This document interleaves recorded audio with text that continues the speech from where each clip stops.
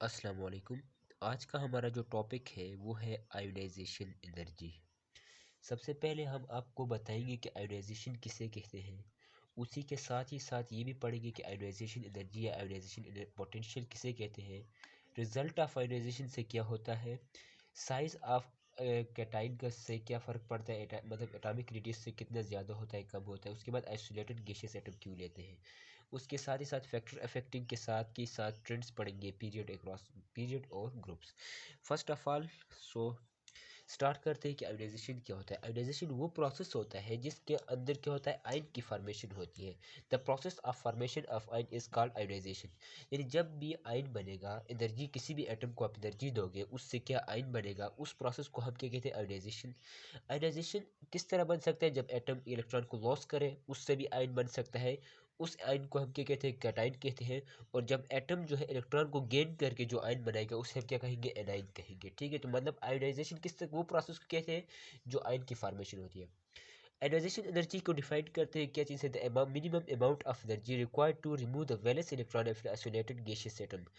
ठीक है, किसी भी एटम के अंदर वैलेंस इलेक्ट्रॉन को रिमूव करने के लिए, फ्री करने के लिए जो एनर्जी रिक्वायर होती है उस एनर्जी को आयोडाइजेशन एनर्जी कहते हैं। आयोडाइजेशन एनर्जी के रिजल्ट में क्या होता है, फॉर्मेशन ऑफ कैटाइन, यानी इसके रिजल्ट में क्या बनता है, कैटाइन बनता है। और साइज होता है कैटाइन का एटॉमिक रेडियस, मतलब कैटाइनिक रेडियस जो होता है वो एटॉमिक रेडियस से क्या होता है, कम होता है। यानी कैटाइन का साइज क्या होता है, छोटा हो जाता है एटॉमिक रेडियस से। एटॉमिक रेडियस से इसका रीज़न ये है कि atom as a whole neutral होता है। जितने नंबर ऑफ प्रोटॉन होते हैं उतने नंबर ऑफ इलेक्ट्रॉन होते हैं। जब एटम जो है इलेक्ट्रॉन को क्या करता है, लॉस कर देता है, तो उसके अंदर नंबर ऑफ प्रोटॉन ज़्यादा हो जाते हैं और इलेक्ट्रॉन कम हो जाते हैं। तो कैटाइन तभी बनता है जब इलेक्ट्रॉन लॉस होता है। तो इसका मतलब कैटाइन के अंदर प्रोटॉन ज़्यादा है, इलेक्ट्रॉन क्या है, कम है। तो इसका मतलब ये हुआ कैटाइन की रेडियस क्या हो जाएगा, कम, अट्रैक्शन ज़्यादा हो जाएगी। तो जिसकी वजह से क्या हो जाएगा, इसका रेडियस क्या हो जाएगा, ज़्यादा कम हो जाएगा। ठीक है, एटॉमिक रेडियस से। तीसरी बात हम देखेंगे आइसोलेटेड गैसियस एटम क्यों लेते हैं। आप जब भी लेते हो तो आइसोलेटेड गैसियस एटम लोगे, क्योंकि सॉलिड स्टेट के अंदर जब आप इधर हीट देते हो या एनर्जी देते हो तो इंटर मॉलिक्यूलर फोर्सेस को ब्रेक करने के काम आती है, जिससे अंदर क्या हो जाता है, लिक्विड स्टेट के अंदर कन्वर्ट हो जाता है मॉलिक्यूल फ्री। लिक्विड स्टेट के अंदर फर्दर एनर्जी दोगे तो फर्दर एनर्जी से क्या होगा, इंटर मॉलिक्यूलर फोर्सेस ब्रेक हो जाएगी और किसके अंदर कन्वर्ट हो जाएगी, गैसेस के अंदर। यानी एटम जो हो जाएगी क्या हो जाएगी, ब्रेक हो जाएंगे। ठीक है, एक दूसरे के। अब जो फर्दर एनर्जी दोगे, इसके बाद जो फर्दर एनर्जी दोगे उस एनर्जी से क्या हो जाएगी, आयोडाइजेशन होगी। फर्दर एनर्जी से क्या होगी, आयोडाइजेशन हो जाएगी। ठीक है, फर्दर एनर्जी से क्या होगी, आयोडाइजेशन। मतलब सॉलिड स्टेट हम गैसेस स्टेट, आइसोलेटेड गैसेस क्यों लेते हैं। आइसोलेटेड गैसेस का मतलब ये होता है कि एटम किस स्टेट में होना चाहिए, गैसेस स्टेट में होना चाहिए, क्योंकि आयोडाइजेशन होती ही गैसेस स्टेट में है। सॉलिड स्टेट क्यों नहीं लेते, क्योंकि सॉलिड स्टेट के अंदर अंदर जब हीट दोगे या एक्सटर्नल एनर्जी दोगे तो उससे क्या हो जाएगा, लिक्विड के अंदर कन्वर्ट होगा।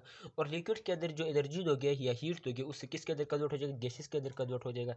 इसलिए अब क्या लेते हैं, आइसोलेटेड। यानी एटम आइसोलेटेड भी होना चाहिए, गैसेस भी होना चाहिए। तब जो आप एनर्जी देके जो इलेक्ट्रॉन को रिमूव करते हो तो उस एनर्जी को क्या कहते हैं, आयोडाइजेशन एनर्जी। यानी एनर्जी आपने दे दी और इलेक्ट्रॉन क्या हो गया, न्यूक्लियस के साथ क्या है, अट्रैक्शन है। ठीक है, तो जब इतनी एनर्जी के अट्रैक्शन को क्या कर सके, ये मतलब फ्री कर सके, इसलिए अट्रैक्शन को क्या कर सके, तोड़ सके, तोड़कर चला जा सके, तो उस एनर्जी को क्या कहते हैं, आयोडाइजेशन एनर्जी कहते हैं। ठीक है, अच्छा। आयोडाइजेशन एनर्जी का दूसरा नाम आयोडाइजेशन पोटेंशियल भी है। उसी के साथ साथ हम पढ़ते हैं कि फर्स्ट आयोडाइजेशन एनर्जी किसे कहते हैं। ठीक है, first ionization energy, the amount of energy required to, first ionization energy क्या करते हैं, डिफाइन करते हैं। ठीक है, first ionization energy, the amount of remove, the amount of क्या होता है, द अमाउंट ऑफ एनर्जी,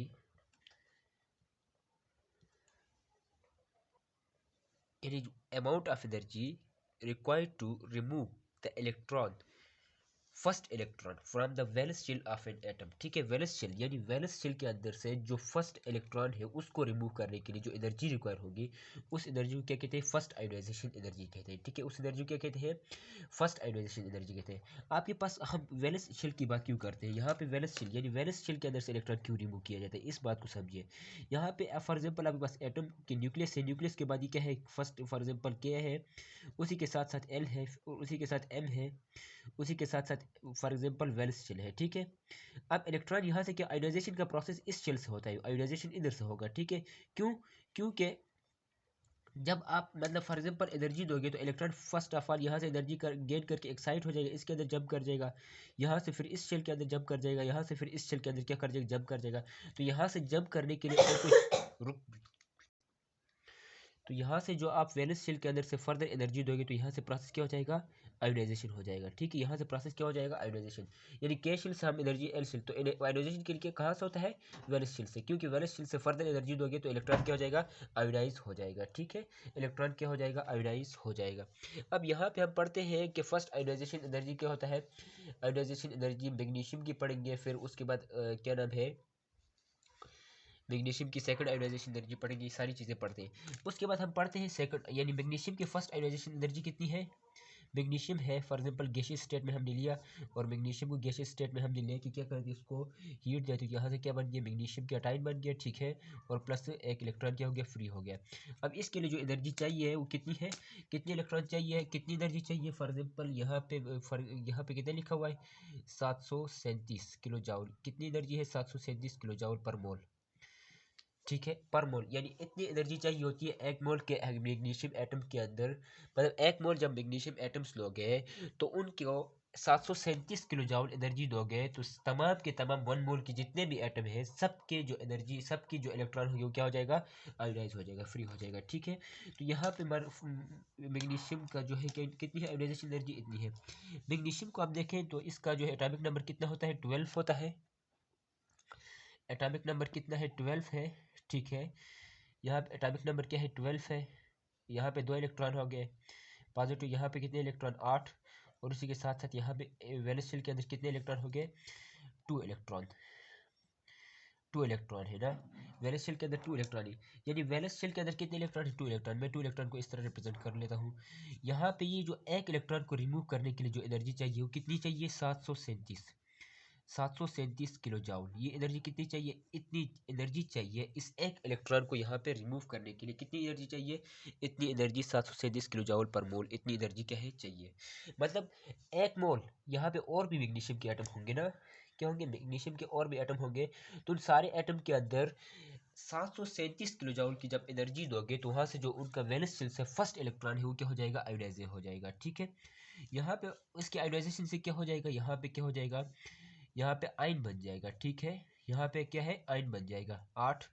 और यहाँ पे क्या हो जाएगा, एक इलेक्ट्रॉन, यहाँ पे एक इलेक्ट्रॉन बाकी रह गया। ठीक है, अब यहाँ पे नंबर ऑफ प्रोटॉन कितने थे, नंबर ऑफ प्रोटॉन थे, नंबर ऑफ प्रोटॉन कितने थे, नंबर ऑफ प्रोटॉन थे कितने थे, इज इक्वल टू कितने थे, नंबर ऑफ प्रोटॉन थे 12।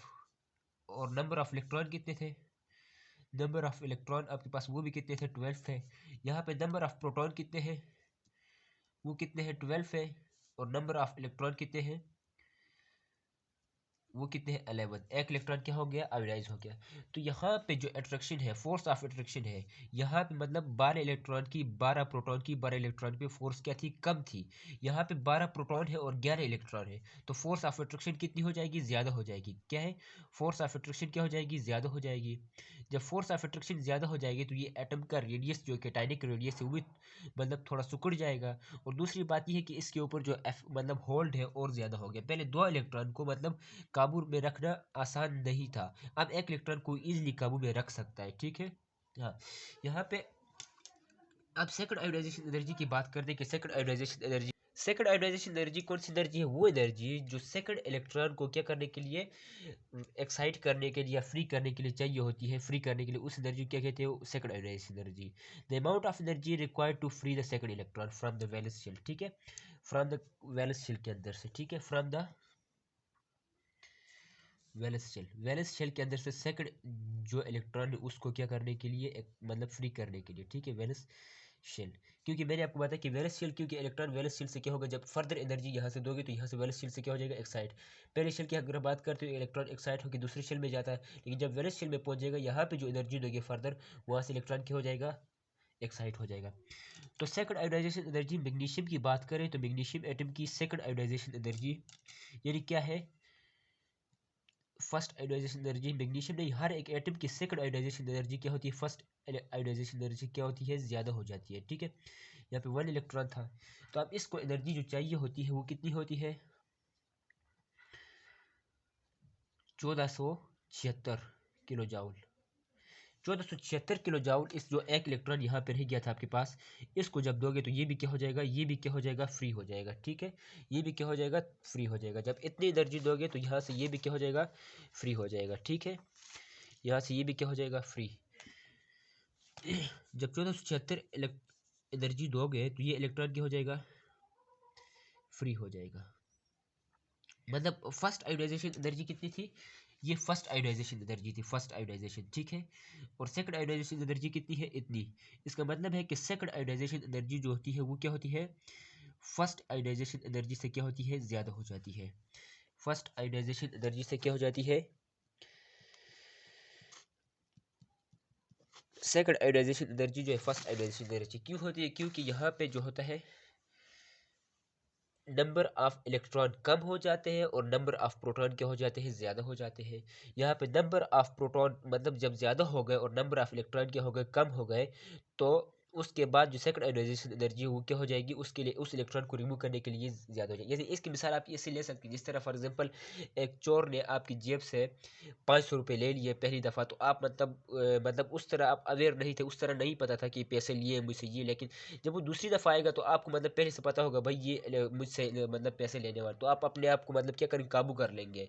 इसी तरह एटम की मिसाल भी ले सकते हैं। जब फर्स्ट आयोनाइजेशन एनर्जी की बात करते थे तो एटम के अंदर नंबर ऑफ प्रोटॉन और नंबर ऑफ इलेक्ट्रॉन की ज़्यादा बराबर थे, तो उस वजह से उसको एनर्जी उस इलेक्ट्रॉन को रिमूव करने के लिए क्या थी, कम एनर्जी चाहिए थी। लेकिन जब आपने एक इलेक्ट्रॉन उस एटम से रिमूव कर दिया तो नंबर ऑफ इलेक्ट्रॉन वहाँ पे कम है और नंबर ऑफ प्रोटॉन क्या है, ज़्यादा है। मतलब जब प्रोटॉन ज़्यादा है, इलेक्ट्रॉन कम हो जाएगी, तो अट्रैक्शन क्या हो जाएगा, ज़्यादा हो जाएगा। मतलब पहले 12 प्रोटॉन ने 12 इलेक्ट्रॉन को कंट्रोल में रखना था, अब 12 प्रोटॉन ने 11 इलेक्ट्रॉन को कंट्रोल में रखना है, तो ये इजीली कर लेंगे। ठीक है, अट्रैक्शन ज़्यादा हो जाएगी, जिसकी वजह से जो है second ionization energy first ionization energy क्या हो जाएगी, ज़्यादा हो जाएगी। तो यहाँ पे क्या हो जाएगा, यहाँ पे मैग्नीशियम किसके अंदर कन्वर्ट हो जाएगा, मैग्नीशियम पॉजिटिव टू आयन के अंदर कन्वर्ट हो जाएगा और कैटाइन के अंदर प्लस प्लस इलेक्ट्रॉन फ्री हो जाएगा। ठीक है, प्लस इलेक्ट्रॉन क्या हो जाएगा, फ्री हो जाएगा।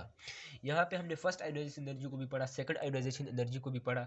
अब हम इंशाल्लाह पढ़ते हैं किस चीज़ को, इससे जो आगे टॉपिक है कि ग्रुप 1 की आयोनाइजेशन एनर्जी पे क्या फ़र्क पड़ेगा और ग्रुप 1 की आयोनाइजेशन सेकंड की आयोनाइजेशन एनर्जी किस तरह होगी, उसको पढ़ते हैं। ठीक है, ठीक है, उसके साथ साथ हम ट्रेंड्स पढ़ेंगे कि ionization energy across the group किस तरह वेरी करते हैं, अक्रॉस द पीरियड फॉर किस तरह वेरी करती है। यहाँ पे हम देखते हैं कि ग्रुप के अक्रॉस ट्रेंड्स ट्रेंड्स हम देखते हैं। ठीक है, कि ट्रेंड्स किस तरह होगा।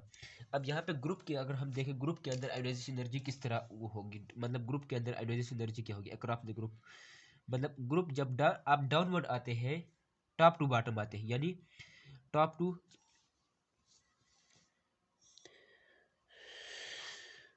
बॉटम, जब आप टॉप टू बॉटम आते हैं तो क्या होता है, जब आप टॉप टू बॉटम आते हैं तो यहाँ पे आपके पास जो है क्या नाम है, नंबर ऑफ शेल्स क्या हो जाते हैं, इंक्रीज हो जाते हैं। जब आप टॉप टू बॉटम आ जाते हैं तो नंबर ऑफ शेल्स क्या हो जाते हैं, इंक्रीज। यानी पीरियोडिक टेबल के क्रॉस जब आप टॉप टू बॉटम आ जाते हैं तो यहाँ पे क्या हो जाता है, number of shell for example पहले पीरियड के अंदर नंबर ऑफ शेल 1 था, सेकंड पीरियड के अंदर नंबर ऑफ शेल 2 होंगे, थर्ड पीरियड में नंबर ऑफ शेल 3 होंगे, जो फोर्थ के अंदर नंबर ऑफ शेल 4 होंगे। ठीक है, इसी तरह top to bottom number of shell क्या हो रहा है, इंक्रीज हो रहे हैं। ठीक है, number of shell atomic charge भी इंक्रीज हो रहा है। टॉप टू बॉटम किस चीज़, नंबर ऑफ शेल इंक्रीज हो रहे हैं, साथ ही साथ एटॉमिक नंबर इंक्रीज हो रहा है, मतलब एटॉमिक चार्ज भी इंक्रीज कर रहा है। ठीक है, एटॉमिक नंबर इंक्रीज कर रहे हैं, दो चीज़ें हो गई। ठीक है, और तीसरी चीज़ होती है नंबर ऑफ शेल हो गए, एटॉमिक नंबर इंक्रीज हो गया, तो मतलब नंबर ऑफ इलेक्ट्रॉन भी क्या हो गए, नंबर ऑफ इलेक्ट्रॉन भी क्या हो गए, ज़्यादा हो गए, क्योंकि प्रोटॉन जितने एटॉमिक नंबर जितना ज़्यादा होगा तो नंबर ऑफ इलेक्ट्रॉन भी उतने ज़्यादा होंगे। तो इसका मतलब है कि टॉप टू बॉटम आपके पास शील्डिंग इफेक्ट भी क्या हो रहा है, शील्डिंग इफेक्ट भी क्या हो रहा है आपके पास, इंक्रीज कर रहा है। ठीक है, शील्डिंग इफेक्ट मतलब ये जो फॉर एग्जाम्पल मिसाल के तौर पर ये एक एटम है का न्यूक्लियस है, यहाँ पे एक इलेक्ट्रॉन है और यहाँ पे फॉर एग्जांपल दूसरा इलेक्ट्रॉन है, तो ये इलेक्ट्रॉन इसको रिपेल कर देगा। ठीक है, और न्यूक्लियस के होल्ड से इसको क्या कर देगा, थोड़ा कमजोर, इसके ऊपर न्यूक्लियस का होल्ड क्या कर देगा, कमजोर, क्योंकि एक तो इसको रिपेल कर रहा है और एक तो इसके ऊपर न्यूक्लियस का होल्ड क्या हो जाएगा, कम, क्योंकि इसके आगे जो फ्रंट पे है दूसरा इलेक्ट्रॉन है। तो इस इफेक्ट को, जो इस इलेक्ट्रॉन पे इस न्यूक्लियस का जो होल्ड है वो कम हो जाएगा, तो इसको इफेक्ट वह कहते हैं शील्डिंग इफेक्ट। शील्डिंग इफेक्ट यानी स्क्रीनिंग का इफेक्ट, एक इलेक्ट्रॉन दूसरे इलेक्ट्रॉन के इफेक्ट को छुपाता है। फॉर एग्जाम्पल ये फॉर एग्जाम्पल न्यूक्लियस को जब यहाँ पे एक इलेक्ट्रॉन है और यहाँ पे दूसरा इलेक्ट्रॉन है, तो इस न्यूक्लियस की इफेक्ट इस इलेक्ट्रॉन पे आ रही है, साथ ही साथ इसकी भी थोड़ी बहुत इसके ऊपर भी आ रही है, इस इलेक्ट्रॉन के ऊपर, लेकिन वो इसको क्या कर रहा है, रिपेल कर रहा है, जिसकी वजह से न्यूक्लियस का होल्ड इसके ऊपर इतना स्ट्रांग नहीं है इस इलेक्ट्रॉन जितना इस इलेक्ट्रॉन पे है। तो इस इफेक्ट को हम क्या कहते हैं, शील्डिंग इफेक्ट। तो टॉप टू बॉटम जब नंबर ऑफ शेल ज़्यादा होंगे तो शील्डिंग इफेक्ट भी ज़्यादा हो जाएगी, और दूसरी चीज़ आपके पास मतलब एटॉमिक मतलब साइज है वो भी क्या हो रहा है, इंक्रीज हो रहा है। तो यहाँ पे टॉप टू बॉटम क्या चीज़ इंक्रीज हो रहा है, टॉप टू बॉटम आपके पास दो चीज़ें इंक्रीज हो रही है, ठीक है। टॉप टू बॉटम आपके पास एक तो आपके पास क्या हो रहा है, एक तो आपके पास जो है शील्डिंग इफेक्ट इंक्रीज हो रहा है, ठीक है। शील्डिंग इफेक्ट क्या हो रहा है, इंक्रीज कर रहा है। शील्डिंग इफेक्ट आपके पास क्या कर रहा है, इंक्रीज शील्डिंग इफेक्ट। दूसरा आपके पास क्या आ जाता है, एटॉमिक साइज। तीसरा आपके पास atomic size, atomic number, atomic charge, और चौथी चीज आपके पास आ जाती है नंबर ऑफ शेल्स, यानी नंबर ऑफ शेल्स। ये दोनों सेम ही, एटॉमिक साइज और नंबर ऑफ शेल्स सेम ही चीज है। तो यहाँ पे तीन चीजें ज्यादा हो रही है, तो मतलब एटॉमिक चार्ज, न्यूक्लियस का चार्ज एक इंक्रीज हो रहा है, लेकिन यहाँ पे ये तीन चीजें ये डोमिनेट कर जाएगी, क्या कर जाएंगी, ये डोमिनेट है। क्या है ये डोमिनेट है आपके पास, जिसकी वजह से टॉप टू बॉटम आपके पास जो साइज जब इंक्रीज होगा, तो साइज इंक्रीज होगा तो उसको वैलेंस इलेक्ट्रॉन को रिमूव करने के लिए जो वो होगी, वो क्या होगी, ईजिली क्या हो जाएगा, वहां से वो हो जाएगा, ठीक है। ईजिली वहाँ से जब मतलब एटॉमिक चार्ज इंक्रीज, तो valence shell number of shell जितनी ज़्यादा हो जाएंगे तो उतनी उस इलेक्ट्रॉन को रिमूव करने के लिए एबिलिटी क्या हो जाएगी, कम हो जाएगी, ठीक है। क्योंकि वो जितनी नंबर ऑफ शेल जितना न्यूक्लियस से दूर होगा उतनी वो इजीली क्या हो जाएगा, रिमूव हो सकेगा। तो टॉप टू बॉटम आपके पास नंबर ऑफ शेल इंक्रीज हो रहे हैं, इलेक्ट्रॉन जो है न्यूक्लियस से दूर जा रहे होते हैं, जिसकी वजह से फोर्स ऑफ अट्रैक्शन क्या हो रही होती है, वो कम लग रही होती है, मतलब उतनी नहीं हो रही होती है। दूसरी बात, शील्डिंग इफेक्ट इंक्रीज हो रही है, तो इसका मतलब है टॉप टू बॉटम इलेक्ट्रॉन के ऊपर जो न्यूक्लियस का फोर्स है वो क्या हो रहा है, कम हो रहा है। न्यूक्लियस का फोर्स क्या है, मतलब उतना नहीं है, वैलेंस इलेक्ट्रॉन के ऊपर इतना, वैलेंस के ऊपर इतना नहीं है। उस वजह से वैलेंस इलेक्ट्रॉन को आप इजीली क्या कर सकते हैं, रिमूव कर सकते हैं, मतलब वैलेंस इलेक्ट्रॉन क्या हो सकता है, इजीली रिमूव हो सकता है। तो क्या पढ़ रहे थे कि टॉप टू बॉटम क्या हो रहा है, टॉप टू बॉटम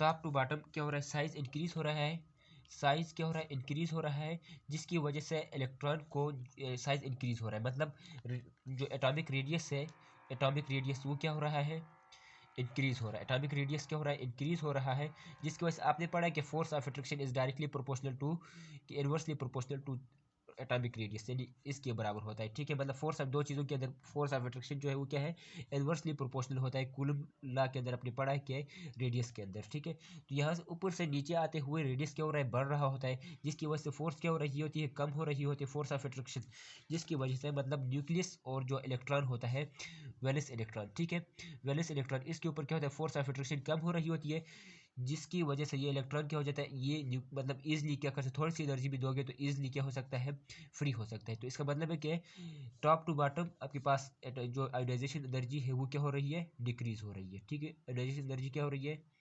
डिक्रीज आ रही है, ठीक है, यानी आयोनाइजेशन एनर्जी डिक्रीज हो रही है, ठीक है। अब पीरियड के अक्रॉस वेरिएशन इन पीरियड, जब आप लेफ्ट मतलब period across left to right, left to right, left to right, जब आप लेफ्ट से राइट की तरफ जाते हैं, यानी लेफ्ट से किसकी तरफ जाते हैं, पीरियोडिक टेबल के अंदर राइट की तरफ जाते हैं,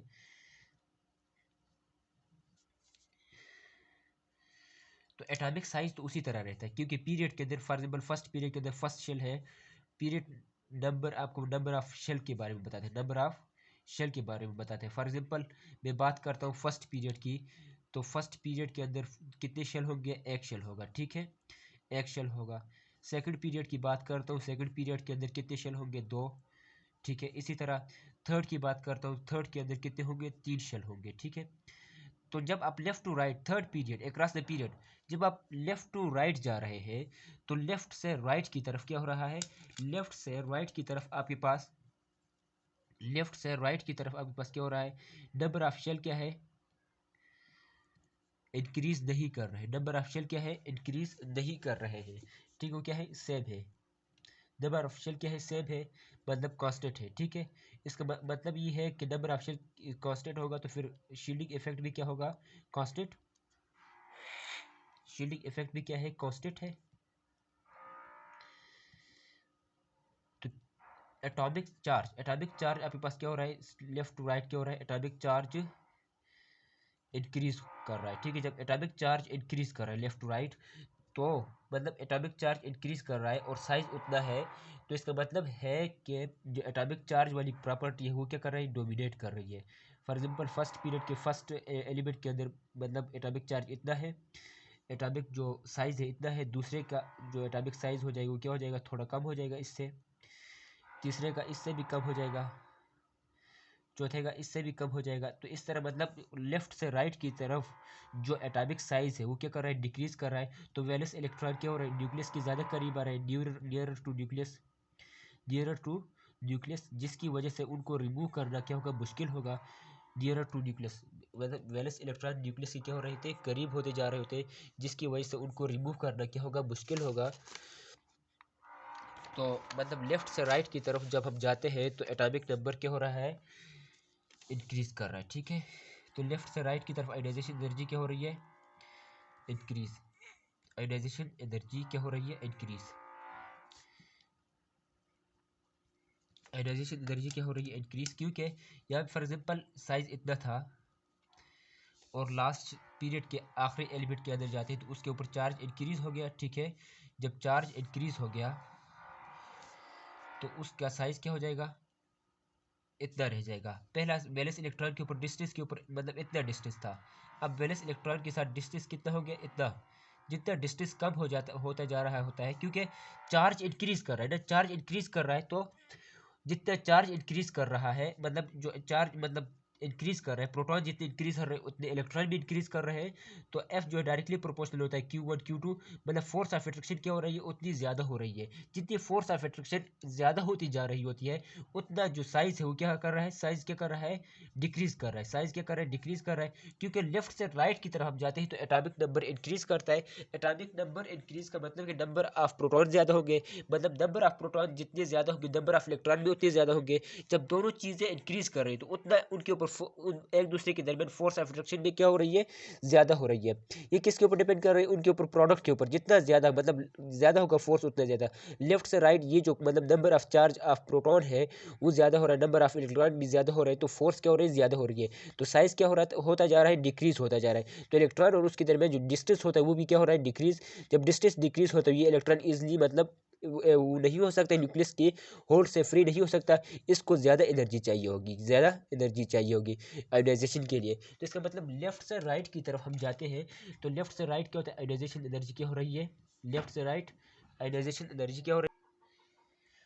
अच्छा, यहाँ पे हम मतलब वैसे बात करते हैं तो इसका मतलब है कि आयोनाइजेशन एनर्जी, इसका मतलब एग्जांपल हम ले लें तो ग्रुप 2 की आयोनाइजेशन एनर्जी क्या होगी, ग्रुप 1 से क्या होगी, ज़्यादा होगी। ग्रुप 2 की आयोनाइजेशन एनर्जी ग्रुप 1 से क्या होगी, ज़्यादा, क्योंकि ग्रुप 2 का साइज़ क्या है इसके मुकाबले में कम है, ठीक है, और इसका साइज़ क्या है, ज़्यादा है। तो इसका मतलब इसकी आयोनाइजेशन एनर्जी इससे क्या हो जाएगी, ज़्यादा हो जाएगी, ठीक है। किसकी, ठीक है, ये किसकी बात, कौन सी एनर्जी की बात कर रहे हैं, फर्स्ट आयोनाइजेशन एनर्जी की बात कर रहे हैं, ठीक है, first ionization energy.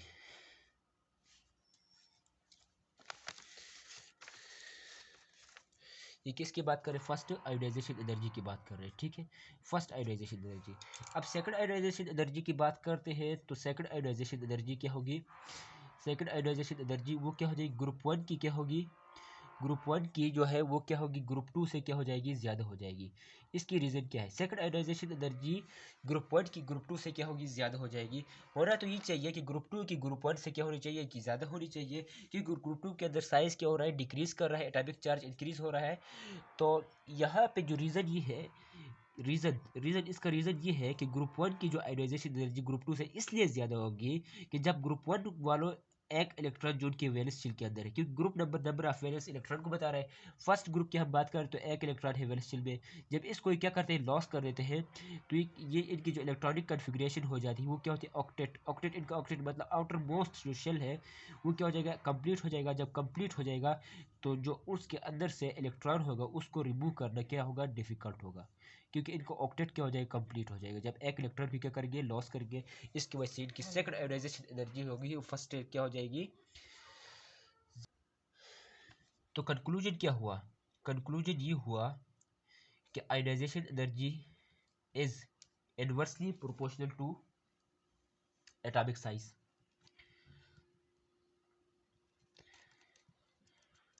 Ionisation energy is directly proportional to atomic charge.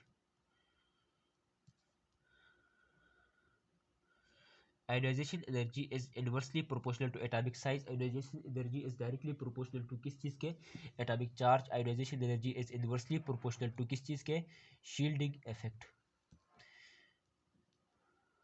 shielding effect के inversely proportional है, ठीक है।